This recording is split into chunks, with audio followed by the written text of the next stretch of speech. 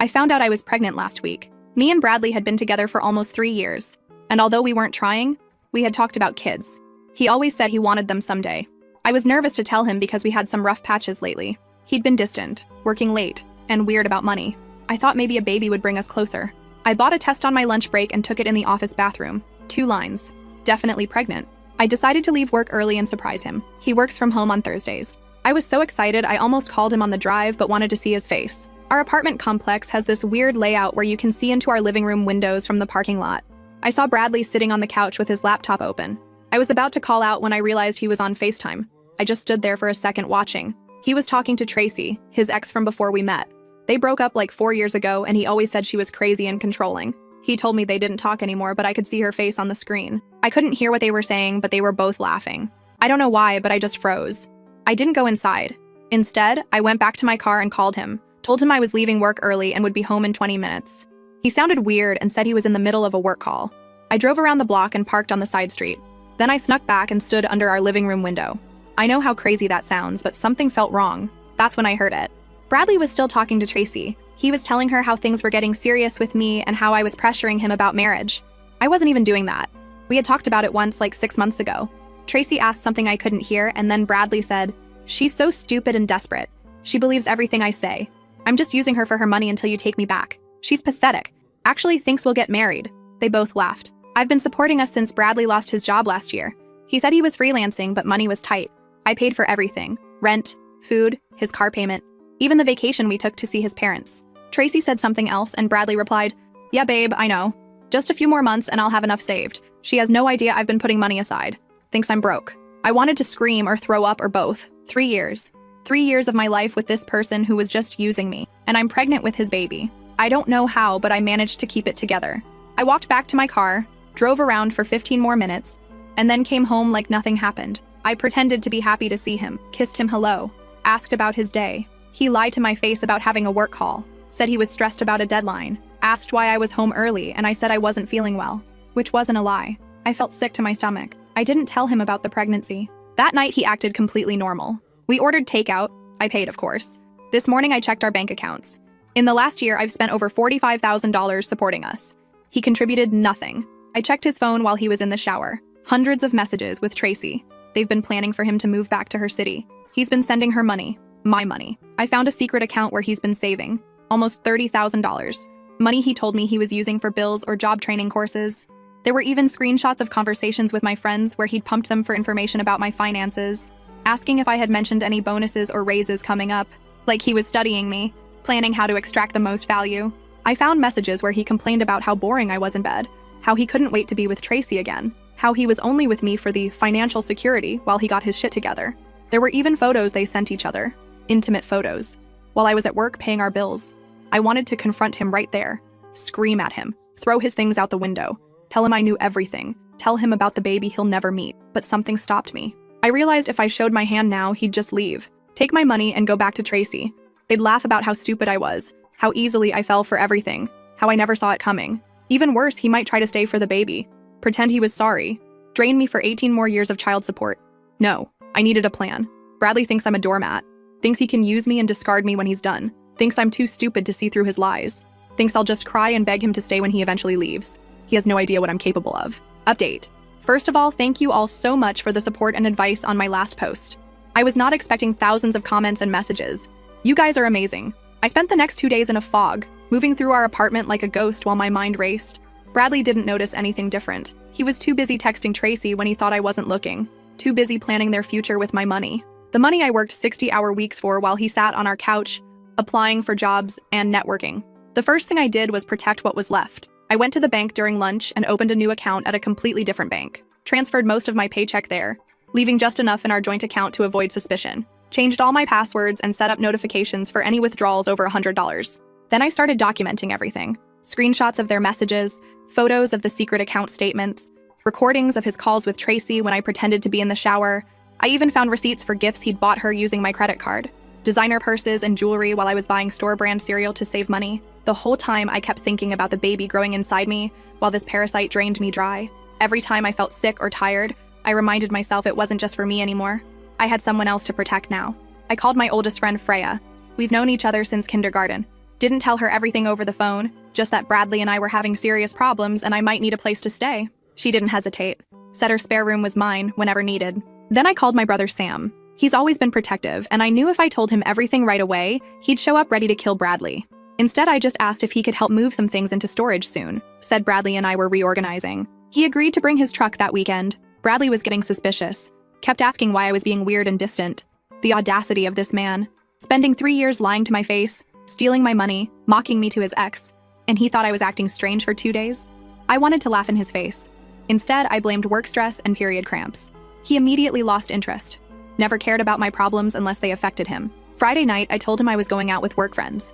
He seemed relieved to have the apartment to himself. Probably couldn't wait to FaceTime Tracy without whispering. Instead of going out, I sat in my car in the parking garage with my laptop, using the complex's Wi-Fi to monitor our home security camera. We'd installed it last year after a break-in next door. Bradley had forgotten it existed because he never bothered with anything related to home security or maintenance. That was all me too. 20 minutes after I left, he was on the couch with his phone propped up, talking and laughing with Tracy. I turned up the volume on my laptop. Bradley was saying he was worried I suspected something. Tracy's voice came through tinny but clear, telling him to stick to the plan. 3 more weeks and he'd have the bonus money, then could come home to her. My blood boiled. My quarterly bonus. The one I'd worked myself to exhaustion for. The one that would finally pay off my student loans. He was waiting for that? Bradley whined that he missed her. Said it was hard pretending with me that I was so clingy lately. Clingy?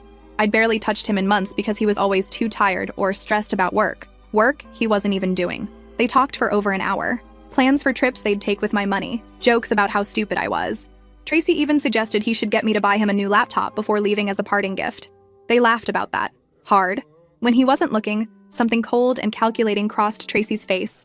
Something that made me wonder if she was playing him too. But then it disappeared, replaced by the simpering smile she wore whenever he looked at the screen. I had enough. More than enough. Time for action. Saturday morning, I told Bradley I needed to go into the office for a few hours. Instead, I went to see a lawyer. Angelina had helped a coworker through a nasty divorce last year. She listened without judgment as I explained everything. The theft, the deception, the pregnancy I hadn't disclosed. Angelina said financially, we had a strong case for fraud. He misrepresented his intentions to secure financial support. The texts proved premeditation. We could potentially recover the money he'd saved, though it might take time. When I asked about the baby, she said gently that legally I wasn't obligated to tell him during pregnancy. After birth, he could petition for paternity and visitation, but given the circumstances, we could potentially limit his involvement. I nodded, taking notes on my phone. We discussed restraining orders, changing locks, and removing him from our apartment lease. I paid her retainer with money from my new account.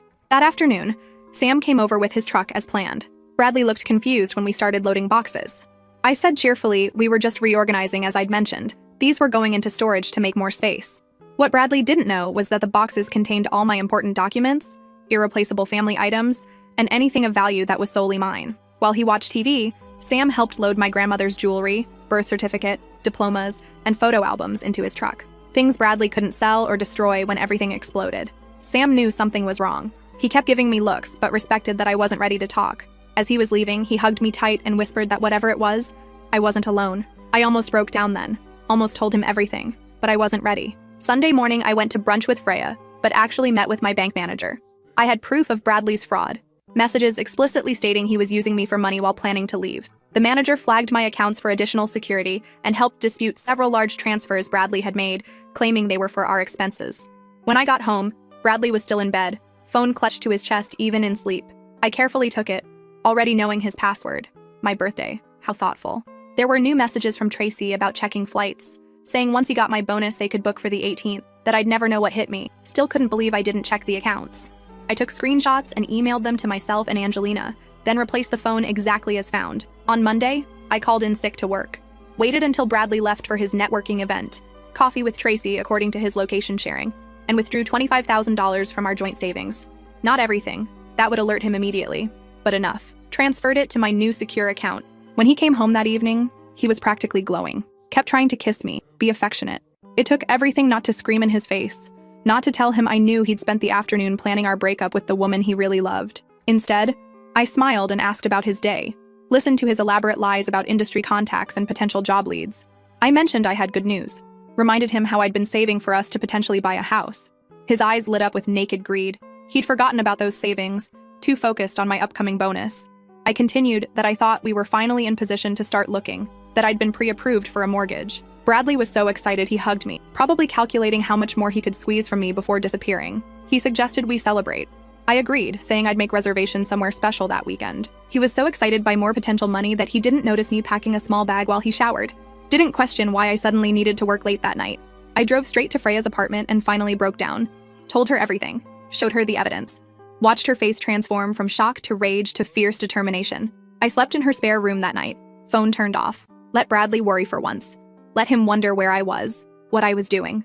A small taste of what was coming. The next morning, I had 6 missed calls and a dozen increasingly frantic texts. I responded with a breezy message about falling asleep at Freya's after girls' night. Apologized for worrying him. Said I'd be home after work. At the office, I met with my boss, Dave. Explained I was going through something personal and might need flexible hours for a few weeks. Didn't give details, but he must have seen something in my face because he immediately approved and offered additional support if needed. The restaurant reservation was set for Saturday. Bradley spent the week being unusually attentive, bringing me coffee, offering massages, asking about my day. Each gesture made me sicker. Each touch made my skin crawl. But I smiled, played along, let him think his performance was working. Friday night, I packed another bag while he was in the bathroom. More clothes, more essentials. Told him I was donating old things to make room for new furniture when we bought our house. He helped carry the bags to my car, eager to please the golden goose he thought I still was. That night, I barely slept, knowing what the next day would bring. Bradley snored beside me, arm thrown possessively across my body. I slipped out from under it, disgusted, stood in our darkened living room looking at the life we'd built, the life I'd paid for while he plotted to leave me. Saturday arrived, the day of reckoning. Bradley spent an hour getting ready, preening in the mirror. I wore a simple black dress and the necklace my mother gave me before she died. Something about having her close today felt important. As we drove to the restaurant, Bradley chatted excitedly about house features he wanted: a home office, a game room, a hot tub. I nodded and smiled, letting him spin his fantasies while mentally checking off final preparations for what was about to happen. The restaurant was upscale. Bradley's eyes widened at the menu prices. I told him generously to get whatever he wanted. Today, we celebrate. He ordered the most expensive steak, premium cocktails, appetizers, ran up a tab that made me want to laugh. One last meal on my dime. While we waited for dessert, I excused myself to the bathroom, checked my phone to confirm everything was in place, texted Freya that it was time. I returned to the table, calm and collected. Bradley was typing rapidly on his phone but quickly put it away when he saw me, probably telling Tracy about the expensive dinner and imminent house purchase, probably laughing at how easy it was to manipulate me. The waiter brought champagne I'd secretly pre-ordered. Bradley raised his glass to us, to our future, with a smile that never reached his eyes. I raised my water glass. Didn't correct his assumption that I wasn't drinking because I was driving. I said softly that I'd like to make a toast too. His smile faltered at my tone. I toasted to new beginnings and to the truth finally coming to light. I reached into my purse and placed my phone on the table, screen up. Played the recording of him and Tracy from the security camera. Watched his face drain. She's so stupid and desperate, she believes everything I say. I'm just using her for her money until you take me back. I watched his expression change from confusion to horror to panic. Watched him realize it was over. All of it. The scam, the lies, the future he'd planned with my money. And for the first time in 3 years, I saw the real Bradley. Last update. I'm still in shock about everything that's happened since my last post. First, thank you for all the supportive comments and messages. They've honestly kept me going through this nightmare. Here's what happened after. Bradley's face went through so many emotions at once. Shock, confusion, anger, and finally calculation. I could see him running through possible lies, trying to find an angle. He started stammering that I didn't understand the context. I held up my hand as restaurant conversations continued around us. I told him quietly that I had hours of recordings, hundreds of screenshots. I knew about the money he'd been stealing, the secret account, everything. Bradley leaned forward, lowering his voice, calling me baby, saying it wasn't what I thought. Claimed he and Tracy were just joking around, that she'd been trying to get him back, but he told her no. I laughed at the audacity of him continuing to lie after I'd played his own words back to him. I reminded him about the $30,000 of my money he'd sent her, the expensive bracelet he bought her while telling me we couldn't afford to fix my car, his plans to leave after my bonus came through. His eyes darted around the restaurant, suddenly worried about who might hear. He suggested we go home and talk like adults. I told him there was nothing to talk about, and it wasn't his home anymore. As of that morning, he'd been removed from the lease.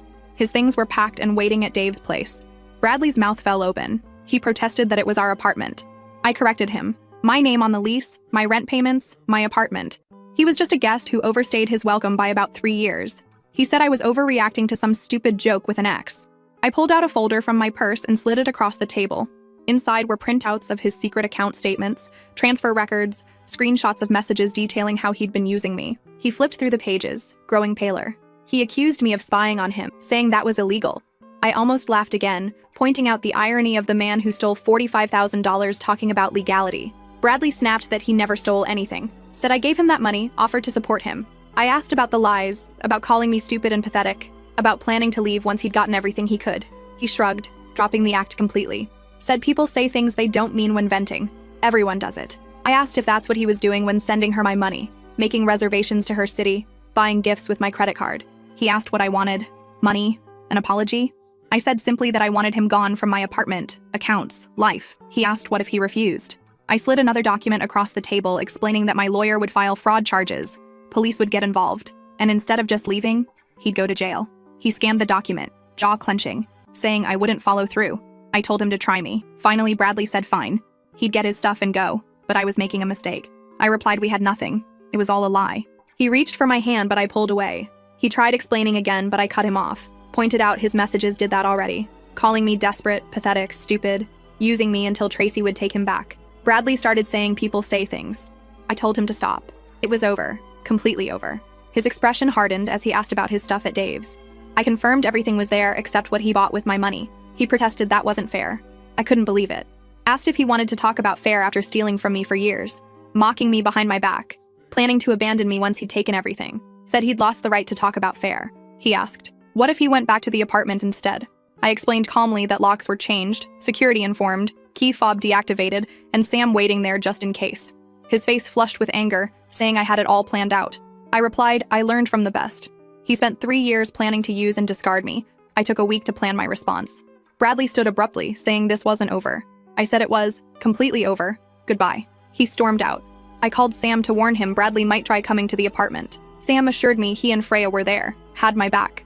I drove home, finding Sam and Freya on the couch with wine. Freya asked how it went, poured me a glass before remembering and apologizing. Sam's eyebrows shot up, questioning.